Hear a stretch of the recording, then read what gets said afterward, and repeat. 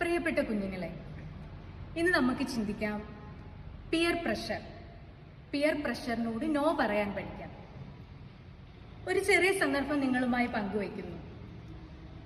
ഒരു സുഹൃത്ത് നിങ്ങളോട് തെറ്റായ കാര്യം ചെയ്യാൻ നിങ്ങളെ പ്രേരിപ്പിക്കുന്നു.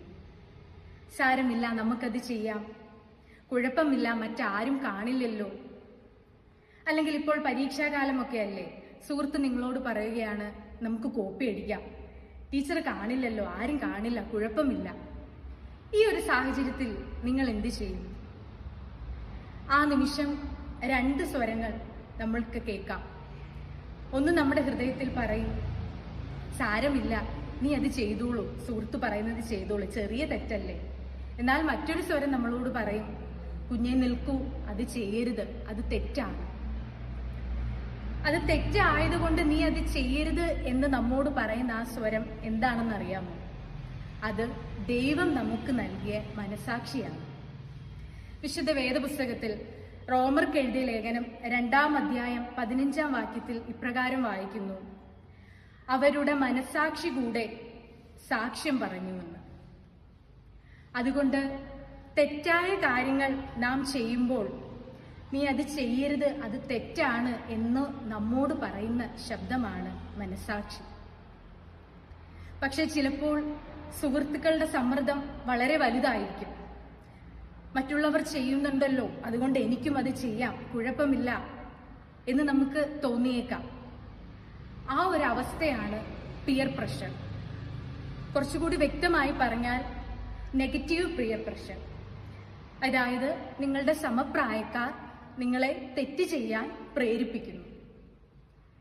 ഇപ്പോൾ നമുക്ക് ബൈബിളിലെ മറ്റൊരു സംഭവം ചിന്തിക്കാം.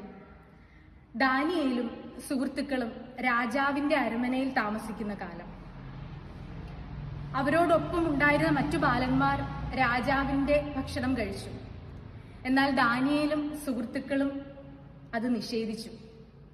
അവരുടെ മനസാക്ഷി അവരോട് സംസാരിച്ചിരുന്നു. അവർ ചിന്തിച്ചു, ഞങ്ങൾ ചെയ്യാൻ പോകുന്നത് ശരിയാണോ എന്ന് ചിന്തിച്ചു. അത് ദൈവത്തിന് ഇഷ്ടമല്ലാത്ത കാര്യം ആണ് എന്ന് അവരുടെ മനസാക്ഷിയിൽ അവർക്ക് ബോധ്യം വന്നതുകൊണ്ട് അവരത് ചെയ്തില്ല. ആ പിയർ പ്രഷറിനോട് അവര് നോ പറഞ്ഞു. അതുകൊണ്ട് എന്ത് സംഭവിച്ചു? ദൈവം ജ്ഞാനത്തിലും ബുദ്ധിയിലും അവരെ ഉയർത്തി. മറ്റൊരു വചനം നമ്മോട് സംസാരിക്കുന്നു.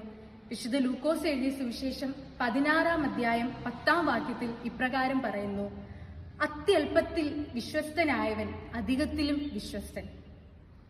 ഈ വചനം നമ്മെ എന്താണ് ഓർമ്മിപ്പിക്കുന്നത്? ചെറിയ കാര്യത്തിൽ നാം വിശ്വസ്തരും നല്ലത് തെരഞ്ഞെടുക്കുന്നവരും ആയാൽ വലിയ കാര്യത്തിലും നമുക്ക് അങ്ങനെ തന്നെ നല്ലത് തെരഞ്ഞെടുക്കാം. കുഞ്ഞുങ്ങളെ, യേശു പറഞ്ഞ താലന്തുകളുടെ ഉപമ നിങ്ങൾ ഓർക്കുന്നുണ്ടല്ലോ. വിശ്വസ്തനായ ദാസനെ പറ്റിയാണ് അതിൽ പറയുന്നത്. തന്റെ താലന്തുകൾ നന്നായി ഉപയോഗിച്ച ദാസൻ. അതുപോലെ നല്ലതിനെ തിരഞ്ഞെടുക്കാൻ ദൈവം നമുക്ക് നൽകിയ ശക്തിയും ഒരു താലന്താണ്. അതുകൊണ്ട് നാം അതിനെ നന്നായി ഉപയോഗിക്കണം. അതുകൊണ്ട് മനസാക്ഷിയുടെ ശബ്ദം കേട്ട് ശരിയായത് തിരഞ്ഞെടുക്കുമ്പോൾ നാം ആ താലന്ത് ശരിയായി ഉപയോഗിക്കുന്നു. ഒരു സുഹൃത്ത് നിങ്ങളെ തെറ്റു ചെയ്യാൻ പ്രേരിപ്പിച്ചാൽ നിങ്ങൾ ഒരു നിമിഷം നിന്ന് ഒന്ന് ചിന്തിക്കണം, ഞാൻ ചെയ്യാൻ പോകുന്നത് ശരിയാണോ തെറ്റാണോ? അപ്പോൾ നിങ്ങളുടെ മനസാക്ഷിയുടെ സ്വരം നിങ്ങൾക്ക് കേൾക്കാൻ കഴിയും, നീ ചെയ്യാൻ പോകുന്നത് തെറ്റാണ്. അപ്പോൾ നിങ്ങൾക്ക് ധൈര്യമായിട്ട് പറയാം, ഇല്ല സുഹൃത്തെ, ഈ തെറ്റിന് ഞാനില്ല. നോ പറഞ്ഞ് നിങ്ങൾക്ക് മാറി നിൽക്കാൻ കഴിയും. കുഞ്ഞുങ്ങളെ, ശരിയായ കാര്യങ്ങൾ ചെയ്യുവാൻ ചിലപ്പോൾ നമ്മൾ ഒറ്റയ്ക്ക് നിൽക്കേണ്ടി വരും. ചിലപ്പം മറ്റുള്ളവർ നമ്മളെ ഒറ്റപ്പെടുത്തിയേക്കാം. പക്ഷേ അവിടെ നമ്മുടെ മനസാക്ഷിയുടെ സ്വരം കേട്ട് നാം ശരിയോടുകൂടെ നിൽക്കുമ്പോൾ ദൈവം ഉറപ്പായും നമ്മോടുകൂടെ ഉണ്ടാവും. അവൻ നമ്മെ ഉയർത്തും. അതുകൊണ്ട് തെറ്റായ കാര്യങ്ങൾക്ക് നോ പറയാം. അപ്പോൾ ദൈവം സന്തോഷിക്കും, ദൈവം നമ്മെ ഉയർത്തും. ദൈവം നൽകിയ വരങ്ങളെ നമുക്ക് ജ്ഞാനത്തോടെ ഉപയോഗിക്കാം. ഈ നോമ്പ് കാലത്ത് ദൈവത്തിന്റെ നല്ല പൈതങ്ങളായി, ഉത്തരവാദിത്തമുള്ള മക്കളായി നമുക്ക് വളരാം. നമുക്ക് പഠിച്ചതുപോലെ ജീവിക്കാം.